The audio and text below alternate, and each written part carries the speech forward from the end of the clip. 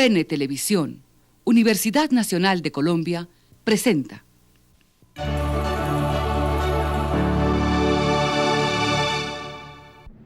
Conocí a Álvaro Medina en los primeros años 60, cuando él comenzó a publicar en el magazine de El Espectador, dirigido por el inolvidable Gog, unos cuentos maravillosos que tenían un aliento de la última literatura francesa, la de la nueva ola, que encabezaban Michel Victor, Alain Robbe-Grillet y otros escritores. En ese tiempo comenzaba también la insurgencia nadaísta y publicábamos en el mismo periódico. Él hacía parte de lo que después vino a llamarse el clan de cómplices del nadaísmo. Viajó a la ciudad de Cali, estuvo siendo un integrante más de nuestra cofradía, compartimos vinos, poemas y amigas. Posteriormente, él firmaba en ese tiempo José Javier Jorge, ese era su seudónimo cuando yo también comencé a utilizar el mío de J. Mario.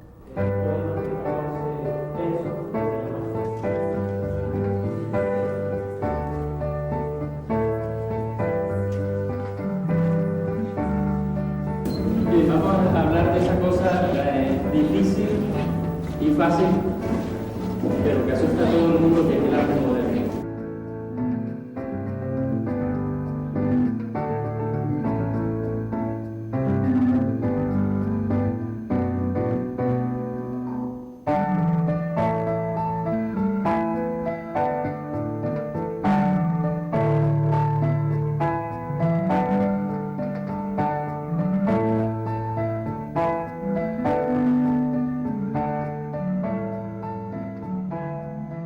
Hay diversas maneras de uno poder relacionarse con su época.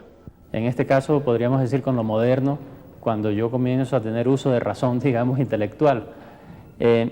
Depende un poco del medio. Hay ciudades que tienen un pasado muy fuerte. En el caso de América Latina son ciudades que tienen un pasado colonial muy importante, como Cartagena. O ciudades que tienen un pasado incluso precolombino, que no son muchas, que pueden ser, por ejemplo, Oaxaca en México o el Cusco en el Perú. Son cosas que pesan, porque además son vestigios del pasado que realmente son muy fuertes. Yo me levanté en una ciudad que no tiene ninguno de los dos antecedentes, una ciudad estrictamente moderna, en donde el edificio más antiguo hoy en día no tiene más de 150 años, donde el primer edificio importante se construyó a fines del siglo XIX, a puros fines del siglo XIX, y que a comienzos del siglo XX tiene un desarrollo esplendoroso, muy fuerte, que la lleva incluso a sentar pautas, por ejemplo, de urbanismo en Colombia. Desperté, digamos, a la vida intelectual en una Barranquilla más interesante que la de hoy. Era una Barranquilla que en esa época era estimada como una de las ciudades más organizadas de Colombia, tal vez la más organizada, aunque yo creo que Medellín le ganaba.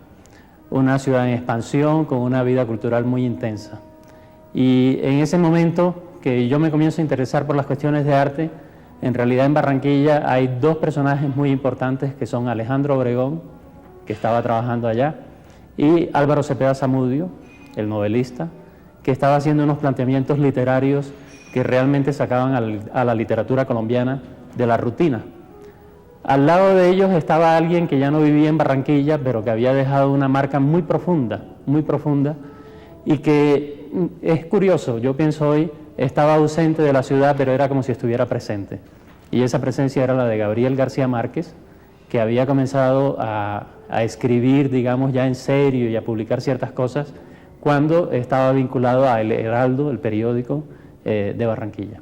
La literatura de García Márquez estaba centrada en la costa.